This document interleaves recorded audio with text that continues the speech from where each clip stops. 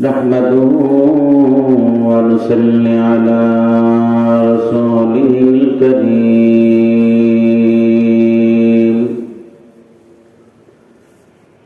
أما بعد فأعوذ بالله من الشيطان الرجيم بسم الله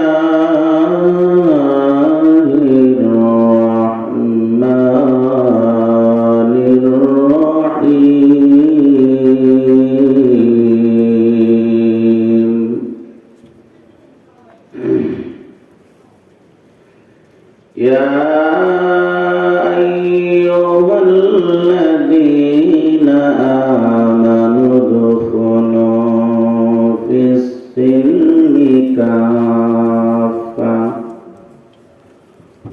ولا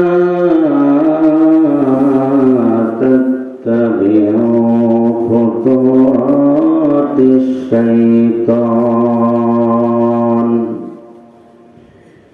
إنه لكم عدو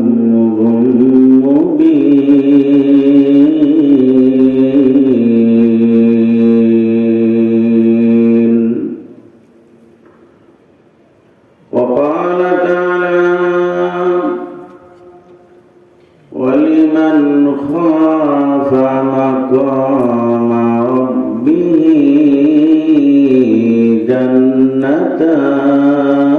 جنتان فبأي آلاء ربكما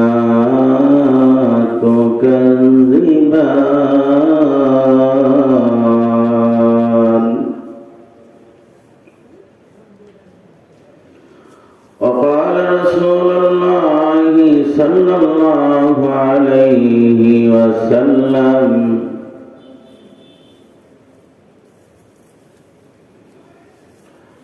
حب الدنيا رأس كل خطيئة وقال رسول الله صلى الله عليه وسلم المرء مع من أحبه آمنت بالله صدق الله مولانا العظيم ونحن على ذلك من الشاهدين والشاكرين والحمد لله رب العالمين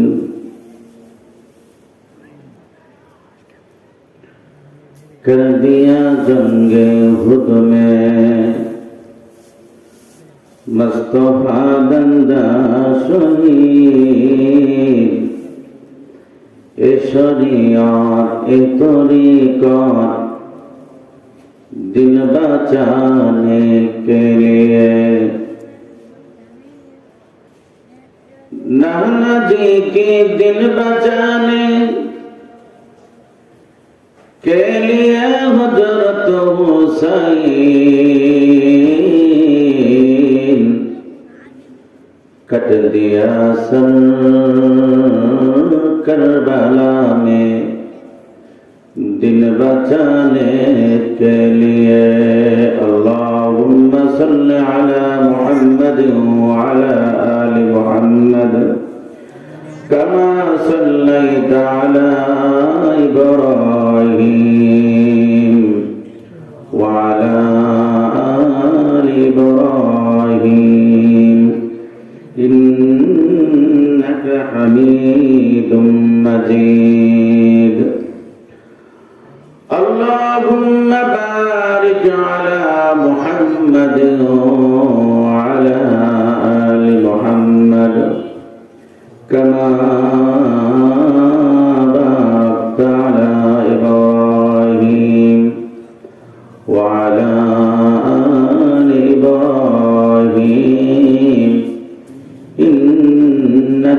حميد مجيد करना गया कंद मनुष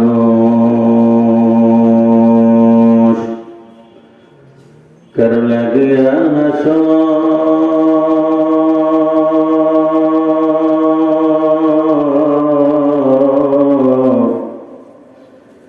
যে তোমারে কোন সৃজন তাকে ভুলে আছো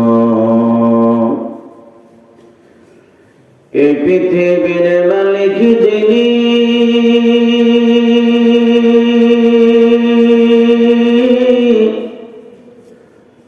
জপতারে নিষেদিনী ওরে যারা হাতেতে মরণ সবার ওরে যারা হাতেতে মরণ সবার যার দয়াতে বস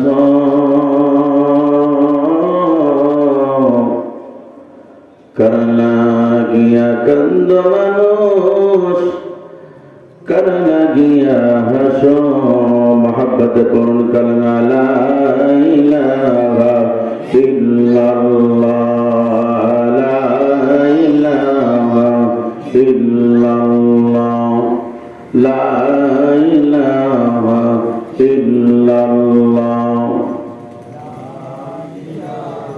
वे जब देखो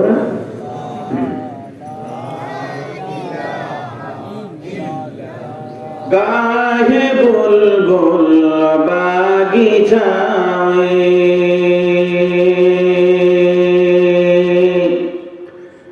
गाहे बुलबुल बागीचाए শোনেন সকল ভাইয়েরা লা ইলাহা ইল্লাল্লাহ লা ইলাহা ইল্লাল্লাহ সুবহানাল্লাহ ওয়ালহামদুলিল্লাহ লা ইলাহা ইল্লাল্লাহ লা ইলাহা লা ইলাহা ইল্লাল্লাহ মুহাম্মাদুর রাসূলুল্লাহ সাল্লাল্লাহু আলাইহি ওয়াসাল্লাম। মুকুন্দ গাতি পূর্ব ভরা বাইতুল মামুর গায়ে বিজয় মসজিদের উন্নতি কল্পে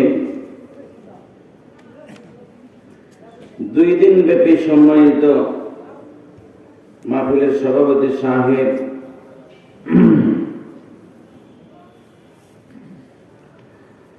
জনাব মোহাম্মদ আব্দুল মুন্নাফ মোল্লা কাউন্সিলর 7 নং ওয়ার্ড বেলকুচি পৌরসভা, সহসভাপতি এলাকার সবার মাথার মুকুট স্বনামধন্য ব্যক্তিত্ব সরকার মোহাম্মদ আব্দুল কাদের মাস্টার, প্রধান শিক্ষক বিন্নাবাড়ি, প্রধান অতিথি সিরাজগঞ্জে প্রবীণ রাজনীতিবিদ এবং বর্তমান সরকারের যোগ্য নেতা সাবেক মন্ত্রী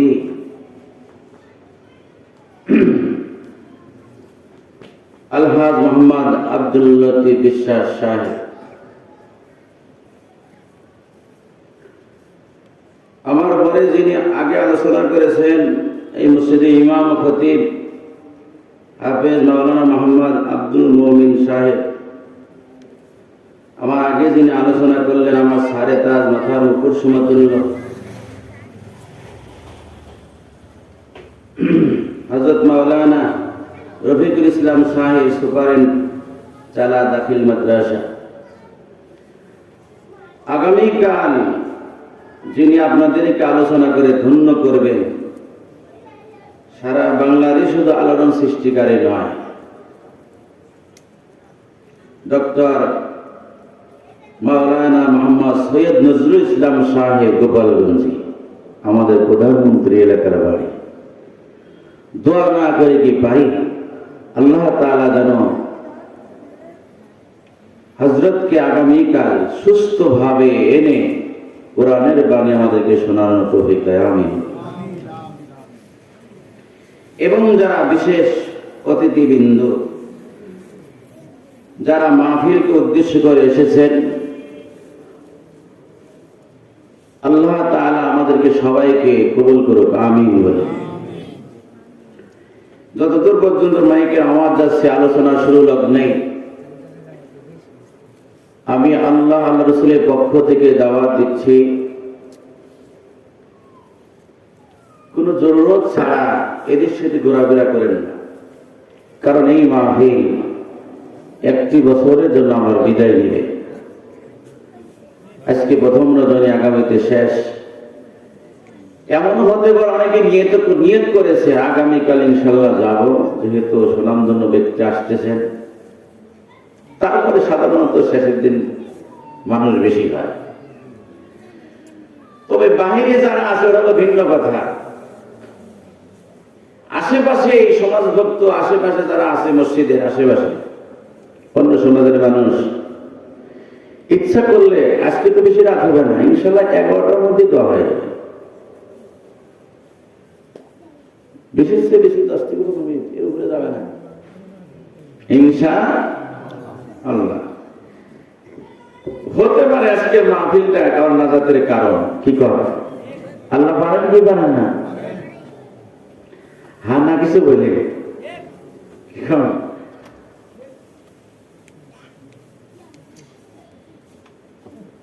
আজকে মাহফিলে আমরা আসতে পারি খুশি না রাজা? যদি খুশি থাকি তাহলে গাদি সেটা মানে এই সামনে আসে, মানে ভালো দেওয়া যায় না, এই সাইডে জায়গায় আসে ভাই, এবার এইদিকে আসে একেবারে 3 তলাকার বসে তো ঠিক ঠিক জোরে জোরে বলতেছে, আপনার তো খালি শোনা যাচ্ছে আর আমার সেটা শোনা যায় না। এদিকে এই যে আসলেন, প্রত্যেকটা কদমের বিনিময়ে আল্লাহ তাআলা আমলনামায় 1 বছরের সওয়াব লিখে দিয়েছেন, সুবহানাল্লাহ। কারণ কোন বান্দা যখন, এটা কিন্তু একটা তালিমের বৈঠক, কি বলেন, ইলমের বৈঠক। এখানে কাউকে 1 টাকাও দেবে না, 500 টাকা দেবে না, 1 কাপ চাও দেওয়া হবে না, বরং আপনারা দিয়ে দেবেন, ঠিক আছে? তাহলে মহব্বত নিয়ে আমরা বসেছি, কিছু কোরআন এবং হাদিস থেকে কথা বলবে আলেম ওলামা, আমরা শুনব, নিয়ত হলে এটা। কিন্তু আল্লাহ তাআলা যেন বক্তা শ্রোতা সবাইকে কবুল করেন, আমিন বলে। আমরা যেন একই জান্নাতে আল্লাহ রাব্বুল আলামিন আমাদেরকে বাসস্থান করে দেয়, আমিন। সেদিন একে অপরে চিনব, পরিচয় হবে।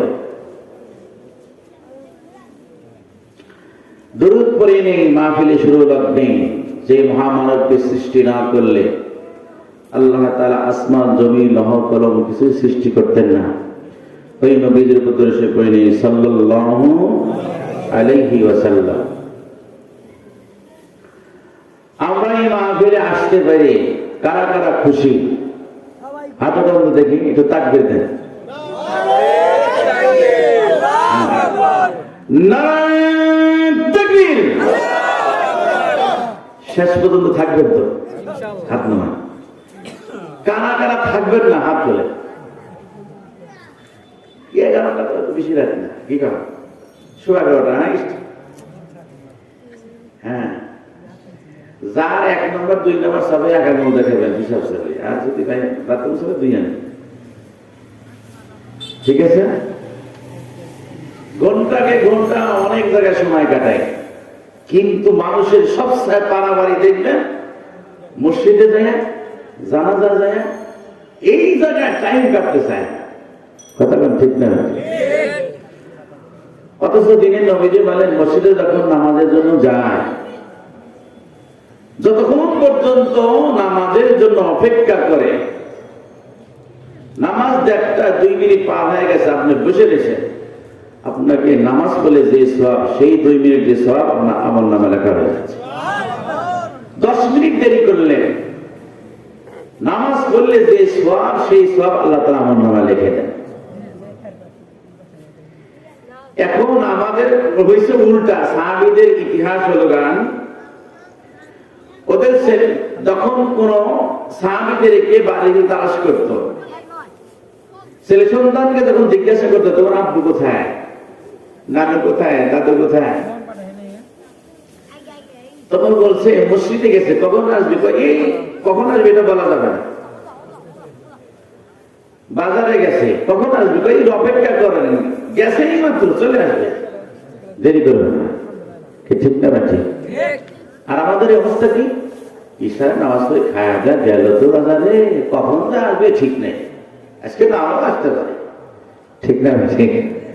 আর মসজিদে গেছে, এই তো যখন নামাজ পড়তে গেছে আসবে, একটু বলতেন না, দেড়টার নামাজ শুরু করে একেবারে 40 চলে আসবে।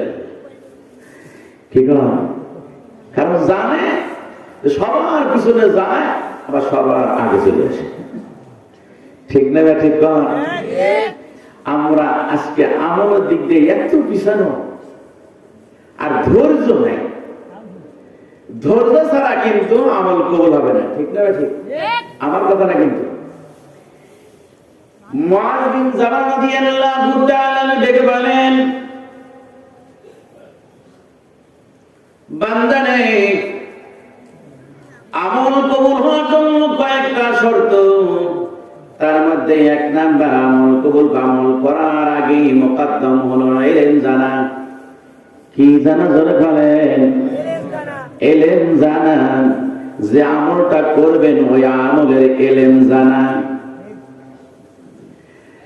কারণ আপনার ওযুর ইলম নাই, গোসলের ইলম নাই, গোসলের 3টা ফরজ আপনি আদায় করলেন না। বলেন তো দেখি, কিয়ামত পর্যন্ত যদি বান্দা গোসল করে শরীর পবিত্র হবে?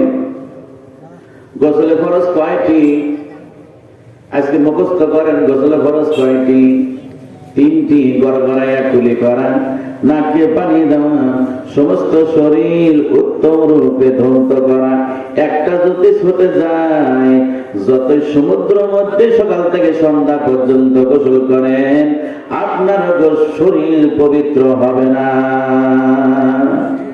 শরীর 3 নাম্বারটা আপনার ধুতা, ধোঁয়া, এটা ঠিক হতে পারে, কিন্তু নাকে পানি দেওয়া, গড়গড়াইয়া কুলি করা, এই 2টা কিন্তু সাংঘাতিক। কিংবা কোন কারণে হাবুডুবু খাইতে গেলে পানি খাইয়া ফেললো, নাকের ভিতরে গেল না, কোন পবিত্র হয়েছে? খেয়াল ওয়াজ নিয়ে যান, সারা জীবন খালি আওয়াজ শুনে যান, যে টেবিল বেজেছে সাইজ করা পারে বড় বড় বক্তা। আমরা শুধু আওয়াজ শুনি, এলেম নিয়ে যাওয়ার চিন্তা করি, আমল নিয়ে যাওয়ার চিন্তা করি, আমল করারও চিন্তা করি না। তাহলে গোসলের ফরজ কয়টি? জবাব ভেড়া। সারা জীবন মুখস্থ করেছিলেন এর আগে? যারা বক্তব্য করেছেন মাদ্রাসায় তারা পারে, নুরানি বক্তব্য ইসলামী ফাউন্ডেশনে এরকম হোসেন ভাই, ইমাম সাহেব অবশ্যই করান তিনি। আমার যে মেম্বার সাহেব ভাই যারা সিল্লা দিছে, তবলিগ জামাত সময় লাগাইছে, তারা পারবে। অনেকে দেখবেন তবলিগ জামাত দেখতে পারে না, খালি ওরা খায়। এরা আবার এক বাটপার, এরা আবার কি আমল চোর। এদেরকে কি বলা হয়? আমল চোর। একটু চিন্তা ভাবনা করে দেখুন, যারা তবলিগে যায় এরা কি বিড়ি খাওয়া শেখায়, দাঁড়া থেকে পিসাব করা শেখায়, ব্যাপারটা শেখায়, কথা কয় না, না নবীর সুন্নত তরিকায় আমল করা শেখায়। এটা চলতি বিলতে একটা মাদ্রাসা, আর এটাকে আমরা কি নাম দিছি অনেকের, কি বলবো, আর এদেরকে ভাষা খারাপ করতে চাই না, শালীন ভাষাই বলি। কিছু কিছু ভদ্রলোকের কথা বলে যে এটা পিকনিক পার্টি, আছে না নাই? কিন্তু যে বলে পিকনিক পার্টি, ওর দ্বারা জিন্দেগিতে একজন মানুষ গোসলের ফরজ শেখে নাই, একজন মানুষ নামাজি হয় নাই, এরকম আছে না নাই? কথা বলা শেখে নাই। গতকাল কি বার আছে? জুমার দিন, শুক্রবার। নগদ প্রমাণ শোনে, মানে বউ দেখলে কি ভাবে, কথা বলা, তাই কথা হয় নাকি? তো অনেকে মনে করে পীর দেখলেই মনে হয় না, পীর দেখলে মনে হয় আক্রোশী, বন্ধর সাথে তুলনা করে। ডাক্তার দেখলে কি সব ডাক্তার বন্ধ, কথা কন? বাস্তব প্রমাণ, সারা জীবন পীরের বিরোধী করছে। আমরা পীর শব্দটাই ওদের কানে গেলে আগুন ধরে ওঠে। শয়তান যেমন আজান শুনলে বায়ু ছাড়তে ছাড়তে পালায়, এইরকম ওদের শব্দ কানে যদি পীর শব্দ গেছে, তবলি শব্দ গেছে, যেই কোনো শয়তানের মতো রেগে ওঠে। কথা কোন ঠিক না ঠিক? এরা একটা শয়তানের ধোঁকা। পীর হক এবং বাতিল আছে না নাই? কথা না অবশ্যই আছে। তা আমি জিজ্ঞাসা করলাম, আচ্ছা কই যাচ্ছি এরা করে খালি গরু নিয়ে থাকে, হ্যাঁ সর্বনা টর্মনা সব তো একই, কিন্তু চাষা পেশাব আর পানি যেরকম এক আপনি ভাবেন, সর্বনায় আর রাত আটতেছি আপনার কাছে একই ভাবতেছে।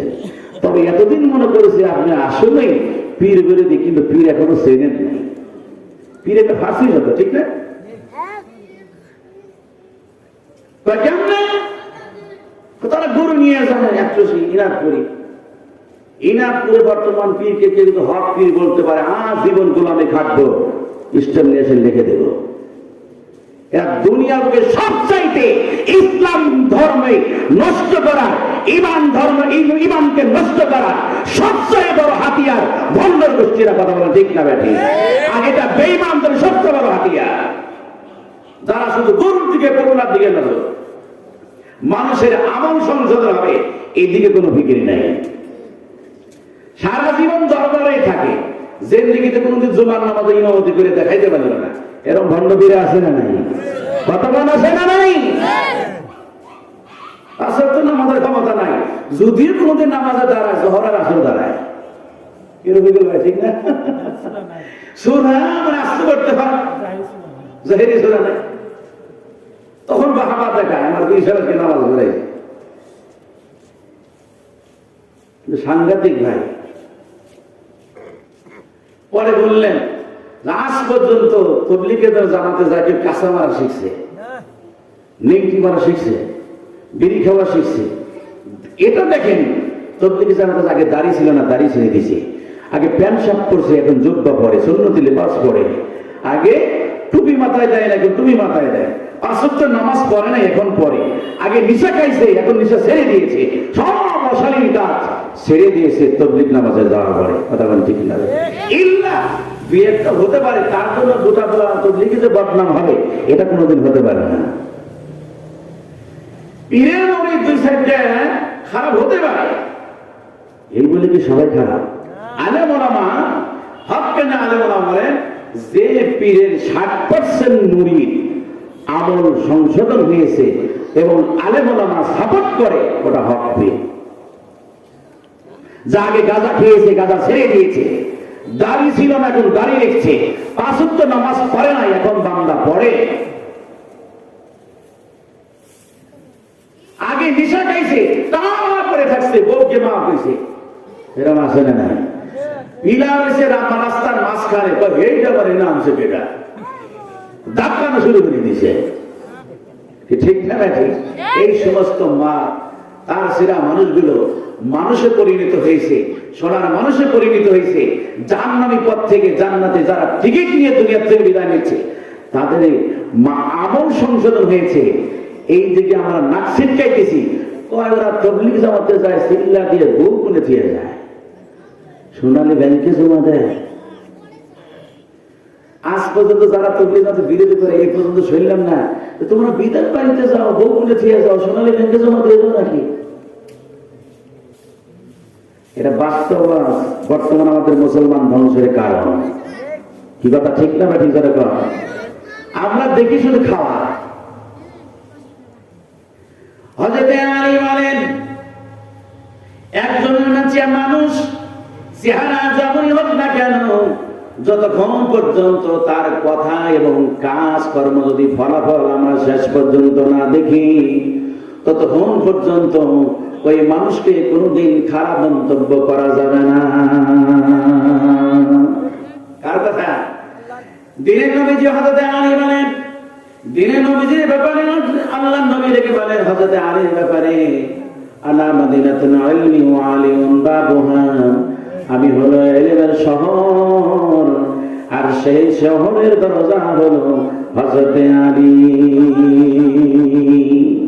এত বড় আলেম তিনি ছিলেন, সাহাবীদের মধ্যে সর্বশ্রেষ্ঠ আলেম ছিলেন হযরতে আলী।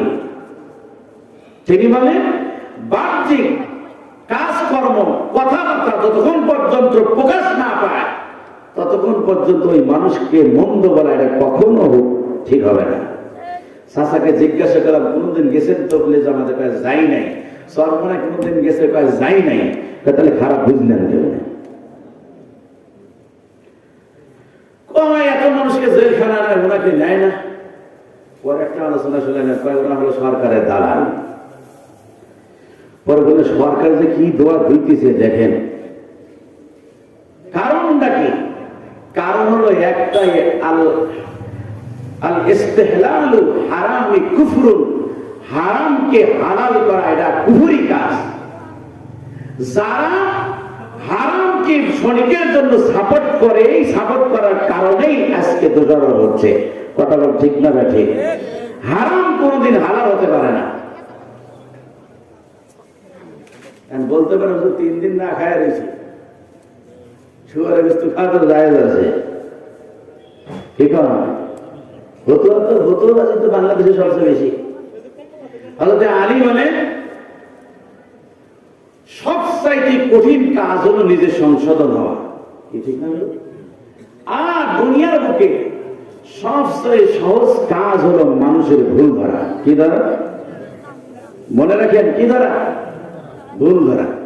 যাই হোক, অনেক এদিকে ঘনাছড়া কিছু কথাবার্তা বললাম, টকে আছে ইনশাল্লাহ, টার্গেট করতেছে আলোচনা। আমাদের কিছু ভুল আছে, এই ভুলগুলো সংশোধন না হওয়ার কারণে বেঈমানের গোষ্ঠীর আজকে এক ভাই আর এক ভাইকে মারতেছে। কারণ মুসলমান আজকে আমরা ঠিক নাই। একটাই কারণ, সমস্ত পয়গম্বরকে আল্লাহ 4টা দায়িত্ব দিয়ে বাড়াইছেন। কয়টা দায়িত্ব? কথা বলেন। 1 নাম্বার আসমানি কিতাব দিয়ে। 1 নাম্বার কি? এবং ওই কিতাব মানুষের কাছে তেলাওয়াত করার যোগ্যতা আল্লাহ তাআলা দিয়েছেন। 3 নাম্বার হিকমত। হিকমতের এক অর্থ, সুন্নতের এক অর্থ হলো হিকমত, বুঝছেন? 4 নাম্বার দাওয়াত তাবলীগ। আমরা যেদিকে বাল্লিগু আন্নী ওয়ালাউ আয়া, তিনি নবীজি বলেন আমার পক্ষ থেকে একটা বাক্য হলো অপরের কাছে পৌঁছায়া দাও। এই অপরের কাছে পৌঁছানো এটা তাবলীগ। এই তাবলীগ আবার 2 প্রকার।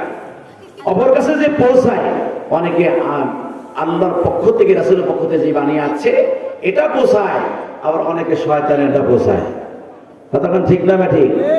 আসিতেছে পবিত্র ঈদুল ফিতরের উপলক্ষে। এর কি আসবে? বোঝেন নাই? এনা আসবে কি? কথার দ্বারাই বোঝা যায়। আগে এটা খুব হয়েছে, এখন আর নাই, এখন পকেটে পকেটে আসিতেছে, আর কয় না। কি ঠিক না ঠিক ধরে খান? এটাও তো তাবলীগ, তাই না? শয়তানের পক্ষ থেকে যেটা জাহের হয়েছে ওটা প্রচার করতেছে।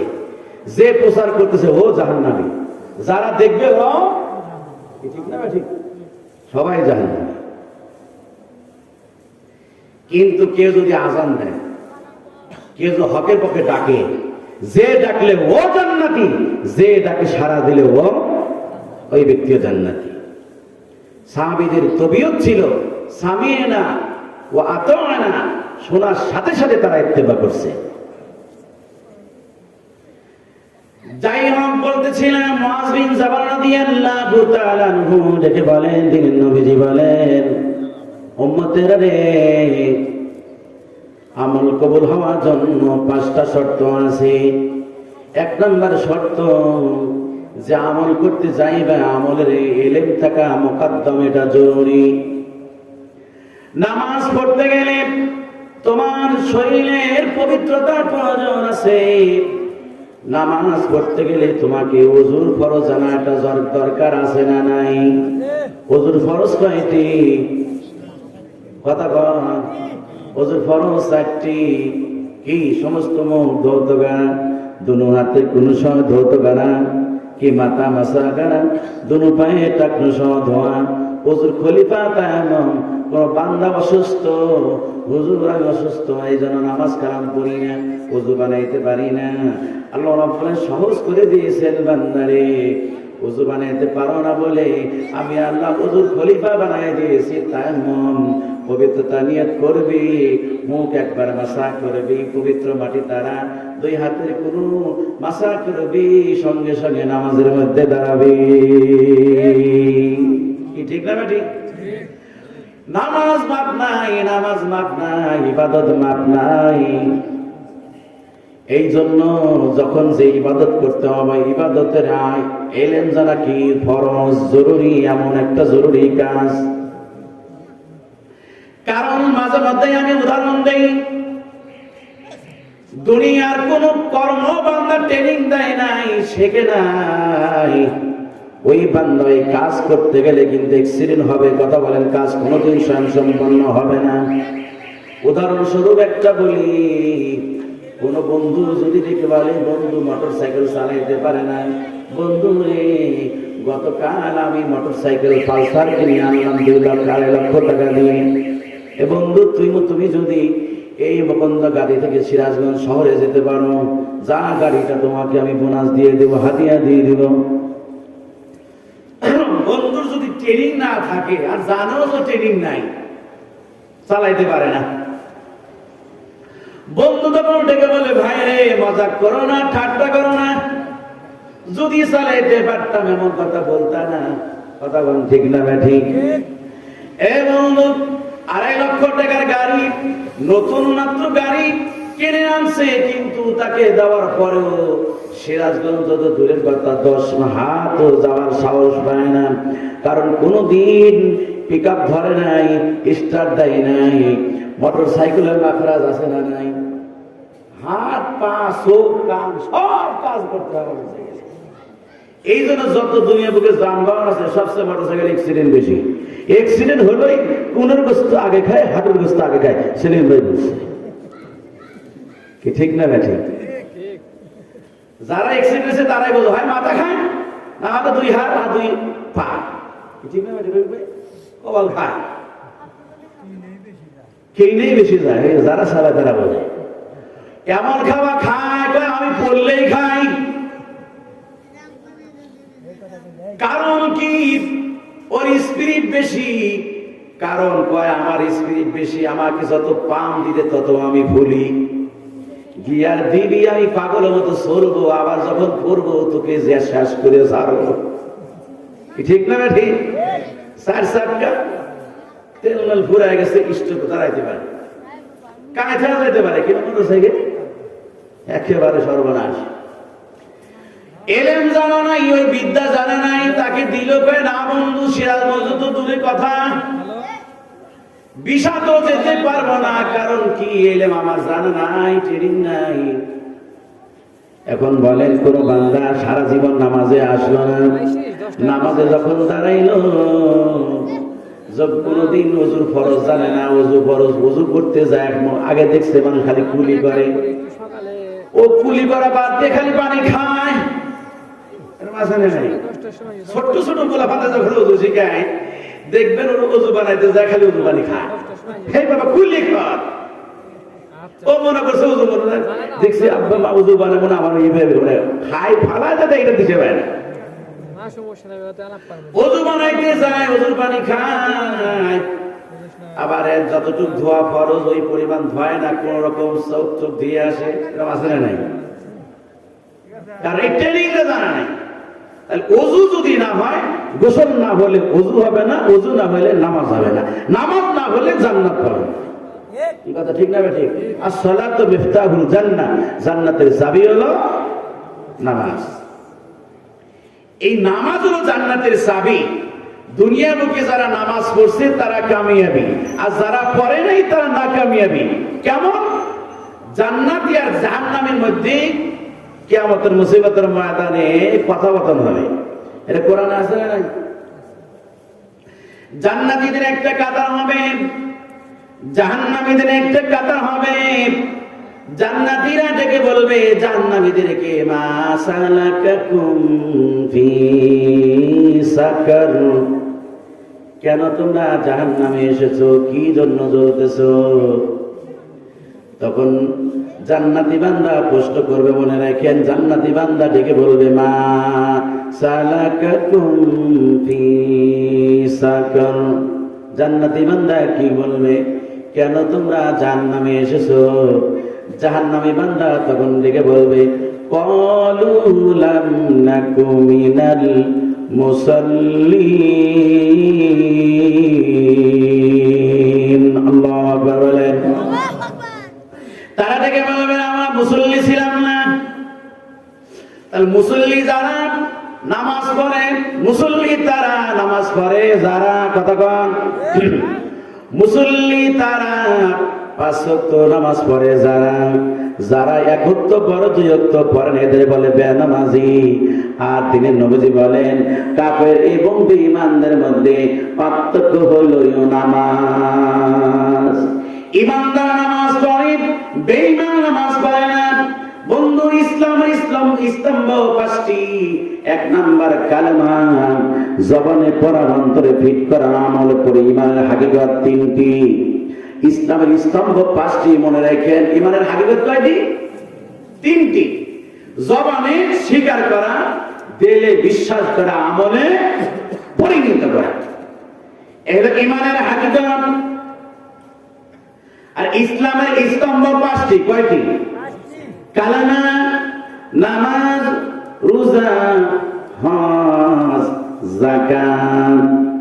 বলেন তো দেখি, কালেমা যখন করলাম সর্বপ্রথম আপনার আল্লাহর হুকুম কি আসতেছে এখানে? নামাজ। হ্যাঁ, সুন্দর। সর্বপ্রথম কি আসতেছে? নামাজ। কারণ গরিব মানুষের জন্য কালেমা পড়া পরে দুইটাই ইবাদত। কয়টা ইবাদত? দুইটা, নামাজ আর রোজা। আর হজ করবে যারা ধনী, ঠিক আছে, যাকাত দিবে যারা ধনী। কিন্তু বিশ্বাস করতে হবে, হজকে আবার ব্যবসা বানা যাবে না। ওই যে টাঙ্গালে বলছিল না, নাউজুবিল্লাহ, লতিফ সিদ্দিকী না, নামটা ভুলেই দিলাম। মানুষে হজ করতে যায় কি জন্য?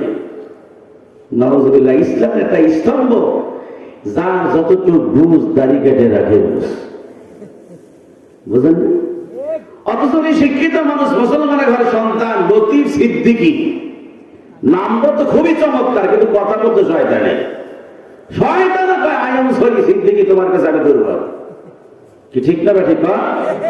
মুসলমানের বাচ্চা। হ্যাঁ, ইসলামের স্তম্ভ একটা হজ, এটাকে তুমি অস্বীকার করো, যেটা ব্যবসা। এ কি জন্য যায়? ফজিলত আছে না নাই?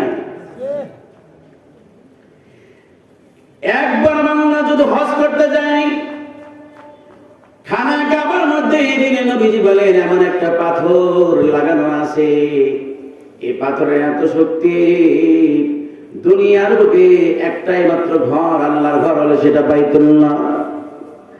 আর একটা পাথর নিয়ে আছি, সর্বশ্রেষ্ঠ ঘর বাইতুল্লাহ। ওই ঘরের মধ্যে যে পাথরটা লাগানো আছে, পাথরটা যখন রব্বুল আলামিন দুনিয়াতে পাঠাইছিলেন, তখন ছিল দুধের মতো সাদা। এমন তার আকর্ষণ, উম্মতের গুনাহ কাটতে কাটতে, টানতে টানতে সাদা পাথর কালো হয়ে গেছে। এত পাওয়ার এই পাথরের, ধরা শর্ত না। কোন বান্দা যদি দূর থেকে ইশারা করে সুমা খায়, দিনের নবীজি বলেন, ইশারা করে সুমা খাইলো, জিন্দেগীর তামাম গুনাহ রব্বুল আলামিন ওই পাথর দ্বারা টেনে নিয়ে গেল।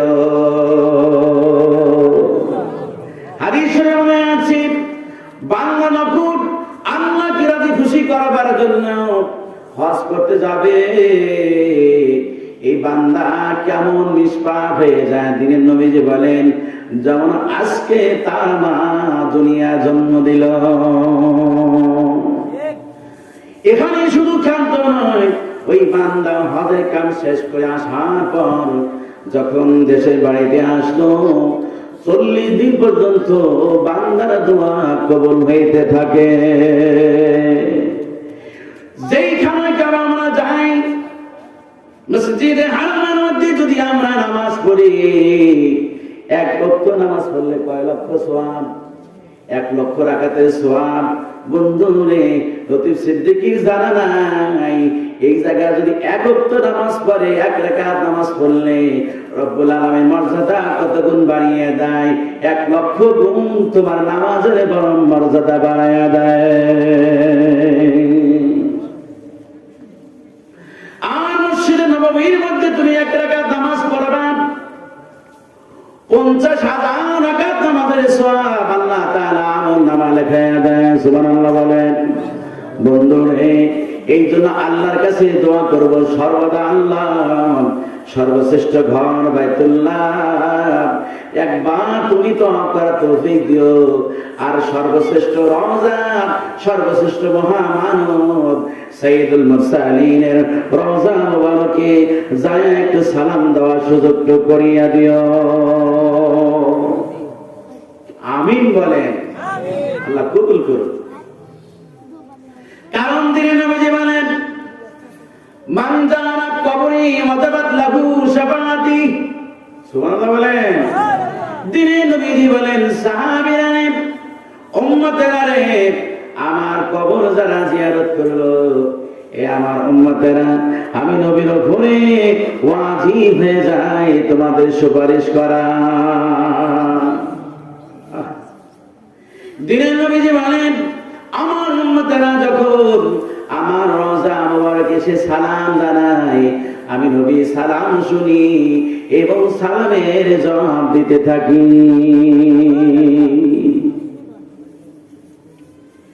এই জন্য আল্লাহর কাছে কান্নাকাটি করবো, আল্লাহ একবার না একবার না তুমি কবুল করো। ঠিক আছে? ফকিরকে বাদশা বানায়, বাদশাকে ফকির বানায়। ইসলামের স্তম্ভ 5টার মধ্যে একটা হলো হজ। এটা জীবনে একবারই ফরজ। কয়বার ধরে কোন? একবারই ফরজ। তারপরে যত বাধা যাবে এটা নিয়ামত, তার নফল হবে, ফজিলত পাবে। কিন্তু না গেলে আল্লাহ জিন্দেগিতে ধরবে না। তোকে সম্পদ দিয়েছিলাম, হজ করলে কেন? কিন্তু সম্পদ একটা হক আছে। আপনি একবার হজ ফরজ হক আদায় করেছেন, আপনাকে আল্লাহ কোটিপতি বানাইছেন। আর একজন যারা গরিব মানুষ, দেশ যারা ভালো ভালো মানুষ, এইরকম গরিব মানুষকে একটা একটা করে হজে পাঠান, কিয়ামত পর্যন্ত সবগার দাঁড়িয়ে সওয়াব পাবেন। কথা বলেন ঠিক না ঠিক? ওই মানুষ যায় সর্বপ্রথম আপনার জন্য দোয়া করবে, আল্লাহ যার ওসিলায় তোমার খানায় খাবার দেখলাম, ওকে সর্বপ্রথম তুই মাফ করো। কথা বলেন ঠিক না ঠিক? কিন্তু আমরা কি করি? খালি আলমারিতে টাকা ভর্তি, কারণ ব্যাংকে টাকা ধরা খাবে। নিজে একবার কোন রকম আলহাদ বানাইছে হয়েছে, তারপর আলহাদ হওয়ার পরে নির্বাচন যখন আসে মাঝে মধ্যে বেশ দেয় আলহাদ অমুক আলী ইমান আলী, আসলে বেঈমানের কথা। এরকম আছে না নাই? দুর্গা পূজা ফেস্টু দেয়, শুভেচ্ছা জানায়, আলহাজ সুলগানি, এরকম আছে না নাই?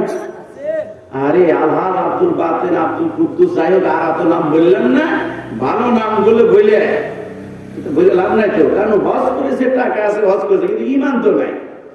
হজ করলে কি ইমান থাকে? কথা কন, মুসলমানের ঘরে জন্ম নিলে কি মুসলমান হয়? কখন না।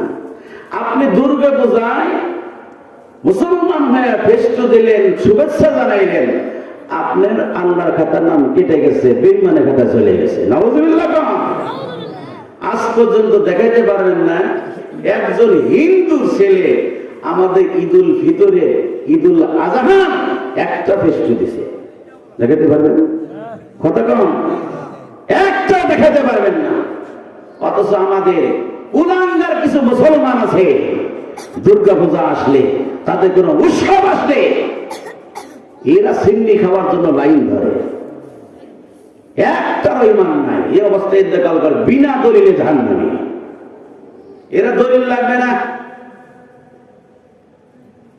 কারণ সমস্ত বেঈমানরা ইমানদারের দুশমন। কথা কোন ঠিক না বেঠিক? যারা বেঈমান মুসলমান হও, বুকে টান দিয়ে দেব। কিন্তু বেঈমানরা ওরা নবীদের দুশমন, ইসলামের দুশমন, ইমানদারের দুশমন, মুআদ্দিনের দুশমন, মসজিদ মাদ্রাসার দুশমন। ওরা স্বার্থ ছাড়া আপনাকে কোনোদিন ভালোবাসবে না। আপনি কি মনে করেন হুজুর ওই হিন্দুর এত চরিত্র ভালো, ভালো কি কোটি কোটি টাকার মাল টানো এই জন্য কয় ভালো, এমনি কিন্তু ভালো পায় না। কথা বল ঠিক না ঠিক? ব্যবসা বাণিজ্য 19-20 করে দেখেন, খবর আছে। হ্যাঁ, তবে আমাদের জাতি ভাই মুসলমান, কারণ এরা তো উল্টা পাল্টা করবে, কারণ হলো একটাই, আমাদের মধ্যে শয়তান বিরাজমান থাকে। কি কথা ঠিক না ঠিক? এই ভাই বিসমিল্লাহ কি বিসমিল্লাহ আছে? কথা বলে বিসমিল্লাহ কি বিসমিল্লাহ আছে? বিসমিল্লাহ তো বিসমিল্লাহ নেই, তো শয়তানের তো শয়তানের দরকার নাই। কথা বল, যারা শয়তানের কাজ করতেছে ওদের তো শয়তানের দরকার নাই, কারণ দলই হলো দুইটা। কয়টা দল? কয়টা দল? আমরা যত দলই দেখি, এই তবলিগ জামাত, জামাত ইসলাম, হেফাজত, তারপরে কি করে আট্রসি, এই চরমোনায় টরমোনায় যত জামাত আছে, হ্যাঁ আমি বিএনপি, তারপরে আর ফন্না দন্নান, যেটা আমার নামটা জানি না, কি করলো আমার নাম, আমার নাম দলের নাম করলো না, এটা আবার রাগ করে না। দলের না যায় নাই, কিন্তু দল হবে কয়টা? কয়টা? দুইটা। ফারিকুম ফিল জান্নাতি ওয়া ফারিকুম ফিস সাইর। আল্লাহ রাব্বুল আলামিন বলেন দল হবে দুইটা, ফারিকুম ফিল জান্নাতি ওয়া ফারিকুম ফিস সাইর। ফারিকুম ফিল জান্নাতি, একদল যাবে জান্নাতে, ওয়া ফারিকুম ফিস সাইর, আরেকদল যাবে জাহান্নামে।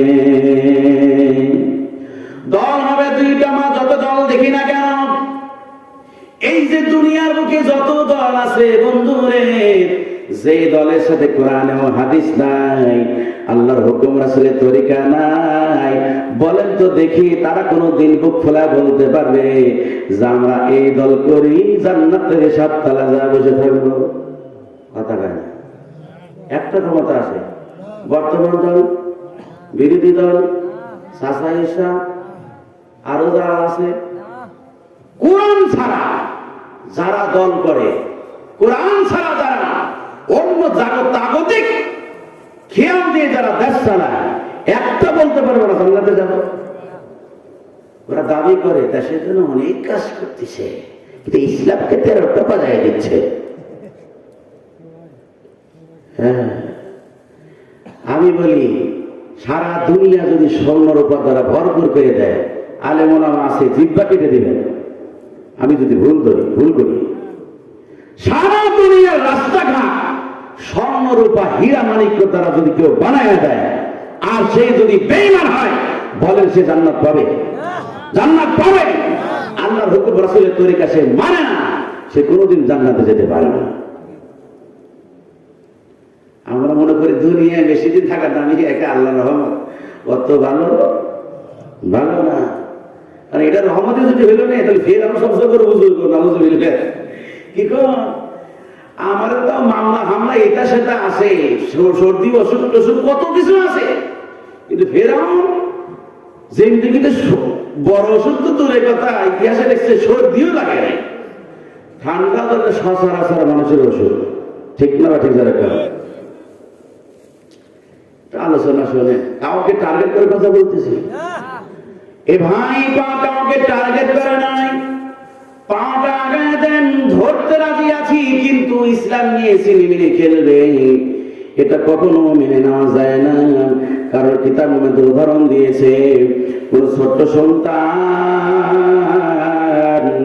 যখন নদীর মধ্যে পানি নিয়ে খেলাধুলা করে, পুকুরের ঘাটের পানি নিয়ে খেলাধুলা করে, যারা সচেতন মানুষ বলেন তো দেখি ওই সন্তানকে কে এখানে একা একা রেখে যাবে? কখনো লাগবে না। কারণ 1.5-2 বছর 3 বছরই সন্তান মতো পড়ে গেলে পাথরের মতো ডুবে যাবে, ও সাঁতার শেখে নাই, এমন অবস্থায় ওকে যদি ওই জায়গায় রেখে যায়, ও অ্যাক্সিডেন্ট হওয়াটাই স্বাভাবিক কথা। অনেক সন্তান আছে পুকুরে ঘাটে গোসল করতে নিয়ে যায়, পানি ছাড়ে না, বিশেষ করে গরমের দিন সন্তান আসতে চায় না পুকুরে ঘাট থেকে। এখন যদি দাদা, নানা, বাবা আসতে চায় না বলে ঘাটের মধ্যে রেখে আসলো।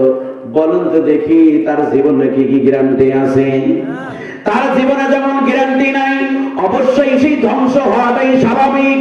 এমনই ভাবে কোরআন হাদিস ছাড়া যারা দুনিয়ার বুকে রাজনীতি করতেছে, কোরআন হাদিস ছাড়া যারা দুনিয়ার বুকে চলাচল করতেছে, আখিরাতকে ভুলে গেছে, টার্গেট জান্নাত এটা তারা ভুলে গেছে।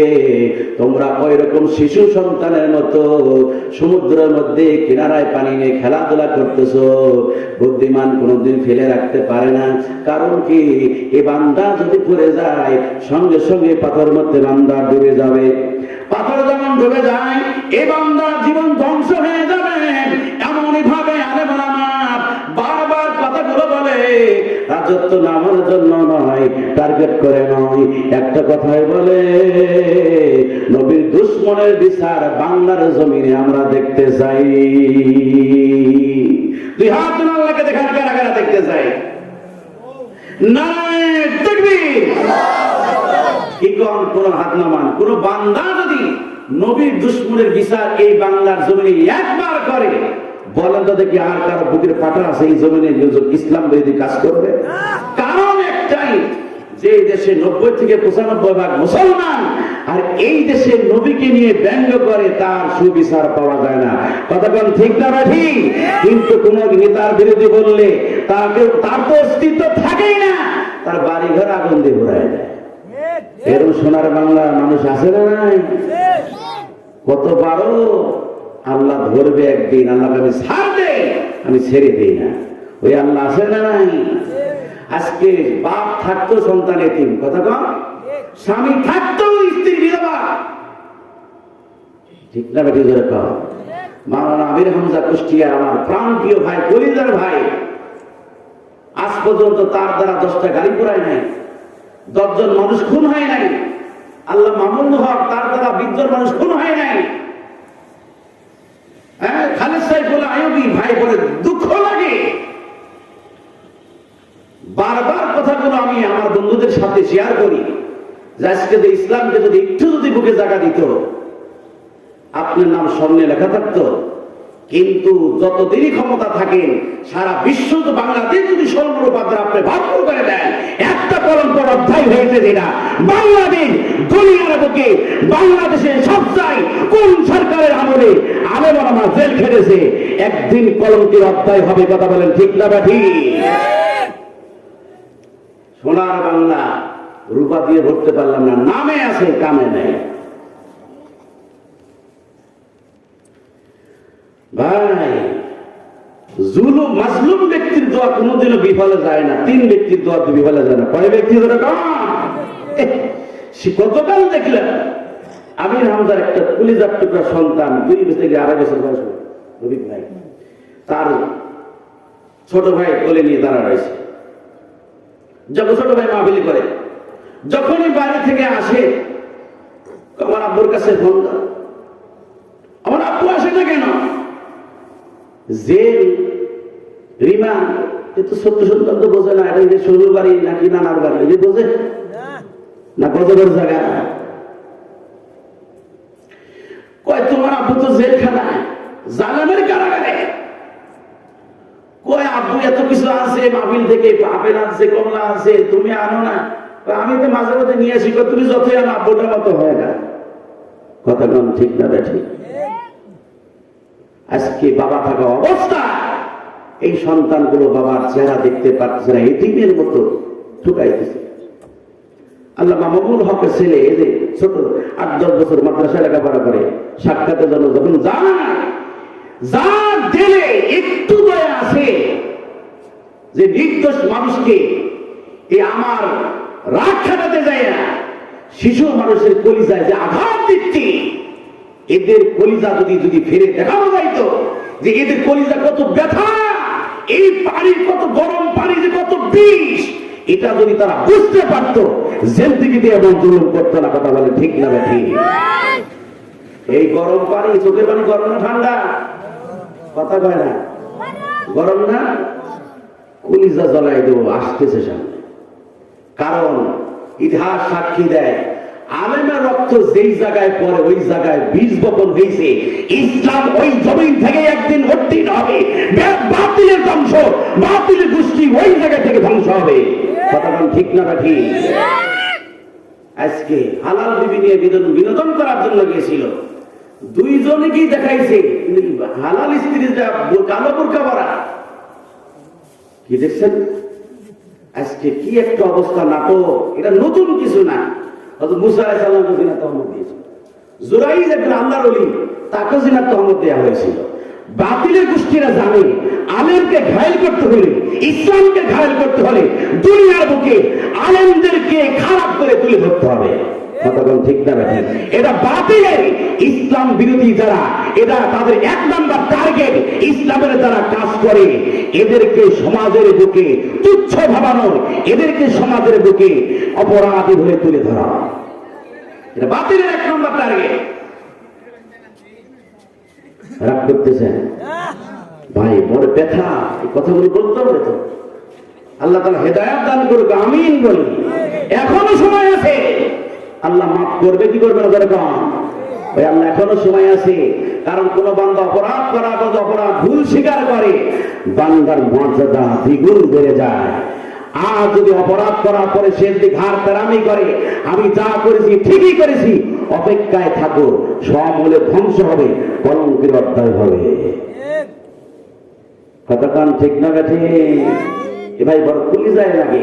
আজকে আমার বাবা যদি জেলখানায় থাকতো, আমার ছোট থাকতাম, আমাদের মনে ভালো লাগতো। স্ত্রী স্বামী থাকা অবস্থায় বিধবা, কথা কর। সারা বিশ্বের মধ্যে 10 জন মুফাসসির, তার মধ্যে 4 নম্বর বাংলাদেশ। তিনি আজকে জালেমের কারণে কি কথা বললো? এটাকে দালালি করতেছি, কথা কর। দালালি করবো নবীর সৈনিকে, নবীর জন্য, আল্লাহর জন্য। দুনিয়ার কোন বাদশার জন্য আমাদের দালালি হবে না। কতক্ষণ ঠিক না ঠিক? ইমানদারের দালালি হবে আল্লাহর জন্য, ইমানদারের দালালি হবে নবীর জন্য, ইমানদারের দালালি হবে মসজিদ মাদ্রাসায় টিকায় রাখার জন্য, ইসলামকে টিকায় রাখার জন্য। কতক্ষণ ঠিক না ঠিক? এটা করে আল্লাহ তাআলা মর্যাদা বাড়ায় দিবে।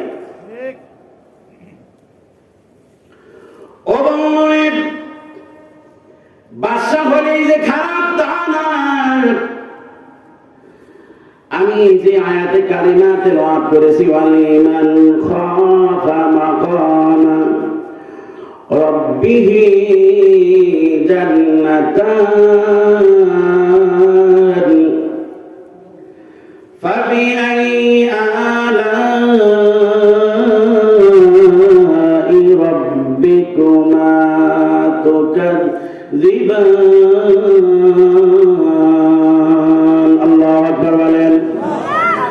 বাদশাহ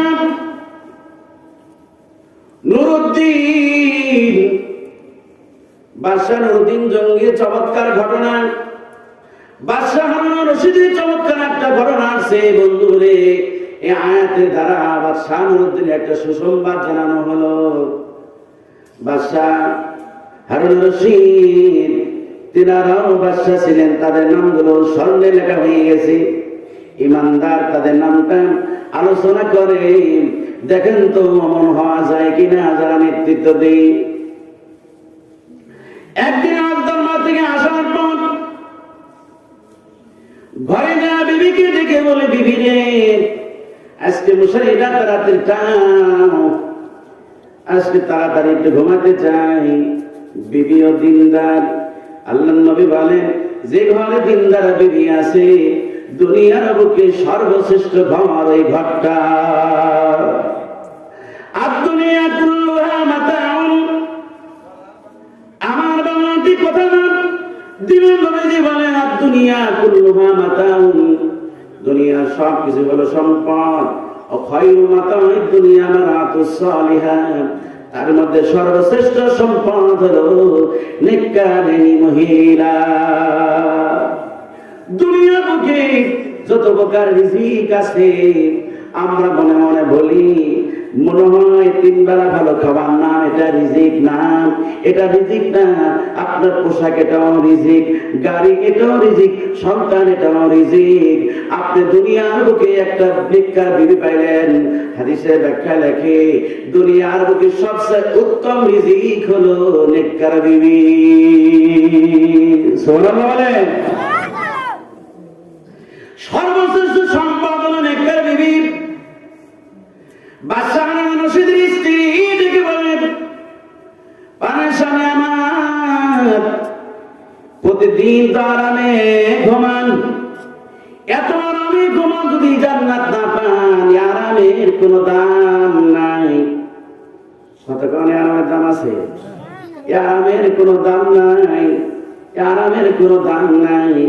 বাদশাহ হারুন রশিদ মজাকের কারণে বলে ফেলল, বিবি রে, আমি যদি জান্নাত না পাই তাহলে তুমি তালাক। নাউযুবিল্লাহ। এই কথা অনেকে বলে কি বলে না? খবরদার, যত হালাল জিনিস আছে সবচেয়ে নিম্নমানের জিনিস এটা। আসমান জমিন কেঁপে ওঠে। কিন্তু অনেক বিধি আছে, স্বামীর কথা মানবো না, তালাক দেয় দিই, কিন্তু বন্ধু খুশি রাখবে এমন ভেবে আসে না নাই? কথাগান দিনের নবীজি বলেন, যে বিবি স্বামী কথা অনুযায়ী চলে না, ও যত চেহারা ওয়ালাই হোক ও জাহান্নামী। কারণ কি? মনে রাখেন, আল্লাহ নবীর কাছে রাহমাতুল লিল আলামিনের নিকটে এক মহিলা ডেকে বলে, ইয়া রাসূলুল্লাহ, ইয়া হাবিবাল্লাহ। মা বোনেরা মনোযোগ দিয়ে শোনেন, স্বামীর হক কি? নবী গো, স্বামীর হক আমি একটু জানতে চাই। কয়েকবার যখন প্রশ্ন করলেন, আল্লাহ নবী ডেকে বলেন, মা, স্বামীর হক তুমি জানানোর জন্য এসেছো, স্বামীর হক কি কোনোদিন আদায় করতে পারবে? একটা উদাহরণ দিয়েছিলেন। নবীজি ডেকে বলেন, ও মা, স্বামীর সারাটা শরীর পচে গলে পুজ হয়ে গেছে, তুমি যদি জিহ্বা দ্বারাও পরিষ্কার করো, স্বামীর হক আদায় হবে না। এত কঠিন বাদাম, সারা শরীর পচে গলে পুজ হয়ে গেছে, আর অন্য কিছু নয়, জিহ্বা দ্বারা পরিষ্কার করবে, স্বামীর হক আদায় হবে না। এমন বিবিরা ডেকে কয়, সারা জীবন রান্না করে খাওয়াইলাম, তুমি একদিন খাওয়াও, সারা জীবন কাপড় চোপড় ধুইলাম, তুমি একদিন ধোও। এরকম আছে না নাই? জোরে কন। এরা হলো জাহান্নামী। আবার একটা প্রকার আছে, মার দিলে খবর আছে না? স্বামী যদি এক ধমক দেয়, কার ধমক দিলে তোমার তো সাহস কম না? তুমি জানো আমি কার নিয়ে? এরকম আছে না নাই? আমার মা কিন্তু মেম্বার, আমার ছাগল একটা চকিদার। কি কয়? কি করে? এটা বিনা দলিলে জাহান্নামী। এর মধ্যে কোনো সন্দেহ নেই। খবরদার মা বোনেরা, স্বামীর পা টর্চারি করবে না, কান ধরে ওঠা বসা করবেন না। আমার কথা, স্বামীর স্ত্রীদের কথা যে সমস্ত স্বামীরা চলে, এদেরকে বলা হয় ভেড়া মার্কা স্বামী। কি মার্কা? ভেড়া মার্কা। কারণ হলো একটাই, নতুন কালে তুমি প্রশ্রয় দিছ, এই জন্য ভেড়া বলছে। নতুন কালে তুমি যেভাবে গড়ায় তুলতে, ওইভাবে গড়ে উঠতো। আর আজকে তুমি সাইজ করবে, অত সহজ হবে না। কারণ স্ত্রীরা কিন্তু কঠোর স্বামীকে ভালোবাসে। কথাটা ঠিক না? ঠিক। দেখবেন, বিশ্বাস না পরীক্ষা করে দেখে। 2-4 বান্ধবী যখন একসাথে হয়, তোর স্বামীটা কেমন? আমারটা ভেড়া, আমারটা ছাগল, যা কই তাই শোনে, যা কই তাই শোনে। তোরটা কেমন? আল্লাহ দিছে আমাকে একটা স্বামী, আল্লাহ ডান বাম হওয়ার ক্ষমতা নেই। আজ যাই উল্টা বলতে হলে আজ যাইলে বলতে পারে।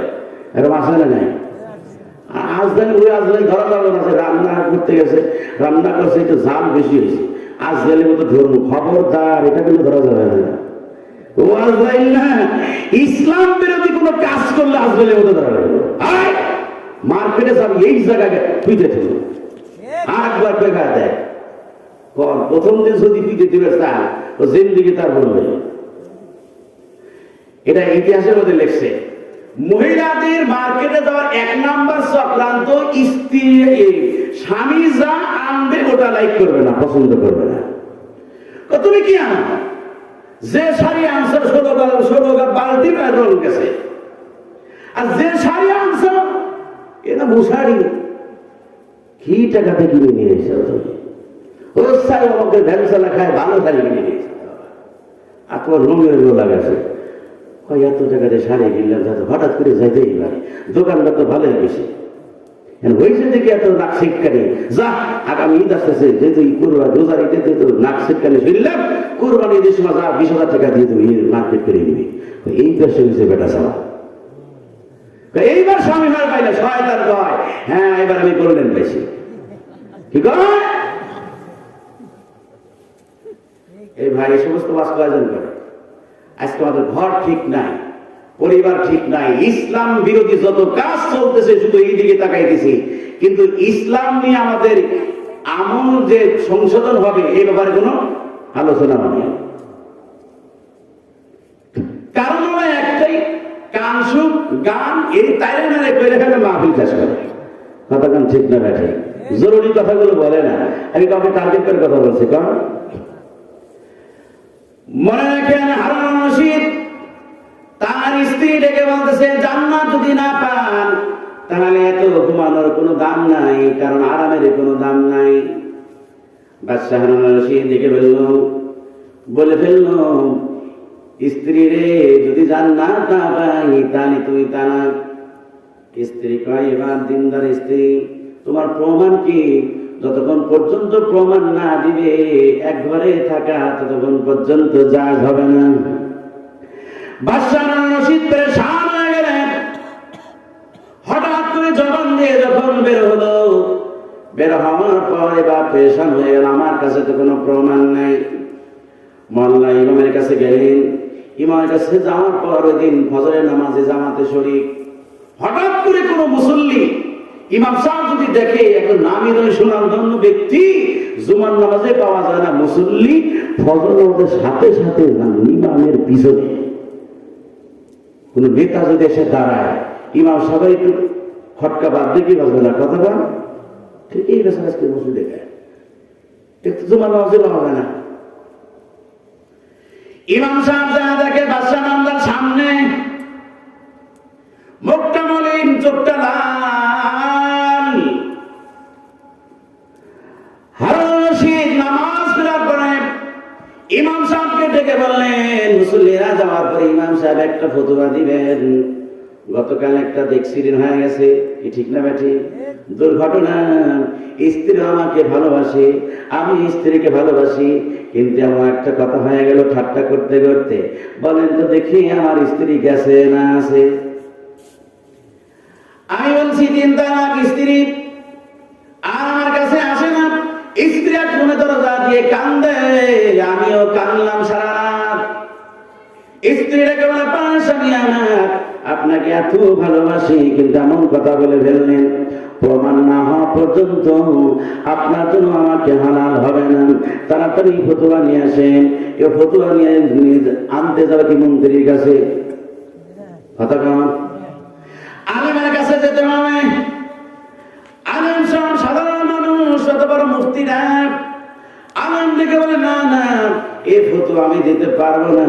এই জামানার সবচেয়ে বড় আলেম ইমাম মুহাম্মদ রহমাতুল্লাহ আলাইহি, ইমাম আবু ইউসুফ রহমাতুল্লাহ আলাইহি, ইমাম আবু ইউসুফ রহমাতুল্লাহ আলাইহি তখন ছিলেন জীবিত। তার নিকটে চলে গেল ঠিকানা দেওয়ার পরে। ইমাম আবু ইউসুফ এবার দেখার পরে লম্বা আলোচনা, বন্ধুর 11:15 মধ্যে মোনাজাত করতে চাইছি। কি করেন? আর শুনবেন নাকি? শেষ করে দিই না, ইমাম আবু ইউসুফ ডেকে বলে, বাদশাহ নামদার, হঠাৎ করে আপনি এখানে? চোখটা লাল, মুখটা মলিন, কারণটা কি? বাদশাহ রশিদ ডেকে বলে, মুফতি সাহেব, দুর্ঘটনা ঘটে গেছে। ঘটনা ঠাট্টা করতে করতে এমন কথা বলে ফেলেছি, আমার স্ত্রী আছে না গেছে। মুফতি সাহেব ডেকে বলে, মাথা নিচু করুন, চিন্তা ভাবনা করুন, কোনদিন এমন সময় হয়েছে কিনা আপনাকে কোন সুন্দরী মেয়ে ডেকেছিল কিংবা কোন গুনার দিকে ডাকা হয়েছিল, ওই দিন আল্লাহকে ভয় করে আপনি গুনাহ থেকে বাঁচছেন? দেখেন তো এমন কোন ইতিহাস আপনার জিন্দেগিতে আছে না নাই? একটু তালাশ করে দেখুন, পিছনে নজর দেন। বাদশাহ রশিদ দেখে বলেন, মুফতি সাহেব যৌবনকালে আমার ঘটনা একটা মনে পড়ে গেল। নানার বাড়ি গিয়েছিলাম, সেখানে যা দেখি, ওই দিনে আমার এক খালাতো বোন নানার বাড়ি বেড়ানোর জন্য এসেছিল। চেহারা চমৎকার, আমাকে সে লাইক করত, পছন্দ করত। একদিন নানার ঘরে নানির সাথে উনি ঘুমাইছে এক রুমে, আমি নানার সাথে ঘুমাইছি। গভীর রজনীতে দরজা খুলে নানার ঘরে এসে আমাকে জাগ্রত করলো। জাগ্রত করার পর ইশারা করলো, নানাও ঘুমায়, নানিও ঘুমায়, চলো যাই পাশের রুমে, আমরা যৌবনের ক্ষুধা মিটাই। ইমাম সাহেব, ওই দিন আমি আল্লাহকে ভয় করে খালাতো বোনকে বলেছিলাম, বোন রে, নানা ঘুমায়, নানি ঘুমায়, কিন্তু আমার আল্লাহ তো ঘুমায় না। সুবহানাল্লাহ বলেন। রব্বুল আলামিন তো ঘুমায় না, তাখুযুহু সিনাতু ওয়ালা নাওম। রব্বুল আলামিনের তো ঘুম তো দূরের কথা, ঝিমানিও নাই। বাদশাহ রশিদ থেকে বলে, মুফতি সাহেব, ওই দিন আল্লাহকে ভয় করে আমার খালাতো বোন আমার দিকে জিনার জন্য ডেকেছিল। আমি ওই দিন আল্লাহকে ভয় করে জিনা থেকে আমি বিরত থেকেছিলাম। ইমাম সাহেব ডেকে বলে, আমি ফতোয়া দিলাম আপনার স্ত্রী তালাক হয় নাই।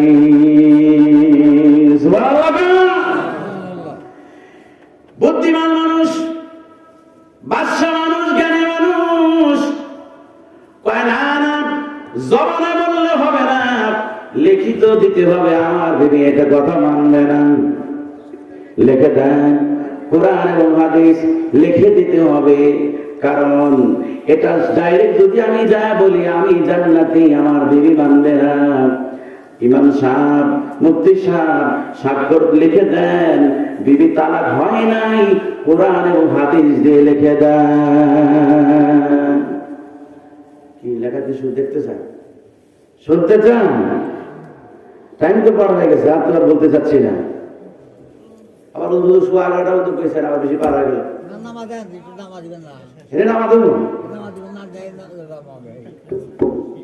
আমরা আবার অনেক বড় ওয়াজ সবচেয়ে করা পারি। এক কারি সাহেব আর বক্তা সাহেব খাইতে বসে দুইজন, একটু ভালো খাবার তো বুঝেন নাই? কারি সাহেব বলতেছে, বক্তা ভাই একটু ওয়াজ করেন, আর আমি খাই। তো মনে মনে আছে, ওয়াজ তো ধরলে তো কথা যে বিয়েটা বেশি বলে ওকে খাইতে পারে, কথা বল। তো বক্তা বলতেছে যে ইসুফ আলাইহিস সালাম হারায় গেছে, তো পাইছে ইসুফ আলাইহিস সালাম ঘটনা শেষ হয়েছে না? ইসুফ আলাইহিস সালাম হারা গেছিল, পাইছে, পাচ্ছে, এটা চালাক। এখন বক্তা বলতেছে, ঠিক আছে কারি সাহেব, আপনি তো সেই সুন্দর কণ্ঠ, তেলাওয়াত এত সুন্দর লাগে, যেন আপনি তো ইমাম সাহেবের তেলাওয়াত খুব সুন্দর, এত সুন্দর তেলাওয়াত, ভাই একটু তেলাওয়াত করেন, আপনার দিলটা ঠান্ডা হয়ে যাবে, বাবা তেলাওয়াত করেন কোরআন থেকে। আর আপনি তো হাফেজ মানুষ, দেখি একদম কতটুকু হয়। আলহামদুলিল্লাহ রাব্বিল আলামিন, মিনাল জিন্নাতি ওয়ান নাস। হ্যাঁ, কি হইলো? ভক্তরা জলসালা, কারি সব জলসালা নাকি? 30 বার কোরআন শরীফ সব শেষ, কেন খুঁজে নেন না?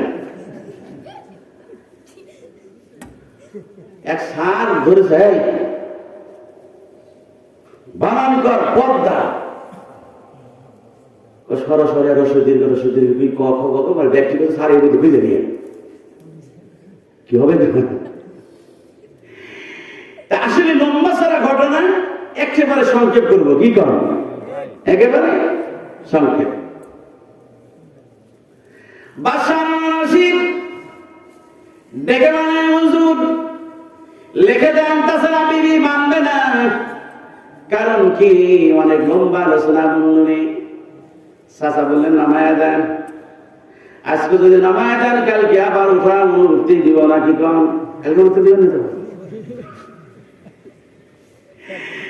হ্যাঁ, মহাব্বতের মানুষ বাদশাহ রশিদ এতক্ষণ ছিল চোখের মধ্যে পানি। আপনার স্ত্রী তালাক হয় নাই, শুধু জান্নাতি না, আপনি হলো 3টা জান্নাতের মালিক হয়ে গেছেন। কয়টা জান্নাতের মালিক? একটা না, 3টা জান্নাতের মালিক। এটাই শালা আগামীকাল ঠিক আছে। আজকে নামাই দিলে স্ত্রী তালাক হয় নাই, আজকে দূরে থাকি। দোলা ভাই ঠিক না? ঠিক। হ্যাঁ, কালকে যে তো আছে। হ্যাঁ, আর বানাবো না, অভ্যাস নেই। ইনশাল্লাহ এখান থেকে ধরবো। কারা কারা 2জন লোক আনবো, একটু হাত তুলে দেবে। নারায়ণ তাকবীর। আগামীকাল 2জন করে লোক আনবো তো ইনশাআল্লাহ। এখনো তো আমার আলোচনা শোনেন, আর শুনবেন কেমনি? খালি দেন হলে টাকা তোলা লাগে, টাকা তোলে, রাখেন হলে টাকা তোলা লাগে। আপনার আগামীকাল বলবো ইনশাআল্লাহ। 5 প্রকারের মানুষ, হ্যাঁ নিয়ামত, 5টা জিনিস হলো নিয়ামত। ইনশাআল্লাহ আগামীকাল বলবো ইনশাআল্লাহ। ওই যে তারেক মনোয়ার সাহেবের সবাই 5টা নিয়ামত আমি বলে ফেলছি, মেম্বার সব ধরা পড়েনি, সংক্ষেপে বলেছিলাম। ওই যে ব্যাখ্যা না করলে বোঝে না তো, দুইটাকে ব্যাখ্যা করেছে, আর এর মধ্যে আরো 3টা চলে গেছে, ধরতে পারেনি। এখন ওই 3টা ইনশাআল্লাহ বলবো আগামীকাল ইনশাআল্লাহ। বলে রেখেন, বাদশাহ হারুনের স্ত্রী তালাক হয় নাই, জান্নাতের মালিক কয়টা? এবং আবু ইউসুফ বলতেছেন কয়টা? কোরআন এবং হাদিস দিয়ে ইনশাআল্লাহ আগামীকাল আলোচনা হবে ইনশাআল্লাহ। আমার ইস্তেগফার, আস্তাগফিরুল্লাহ আল্লাযী লা ইলাহা ইল্লা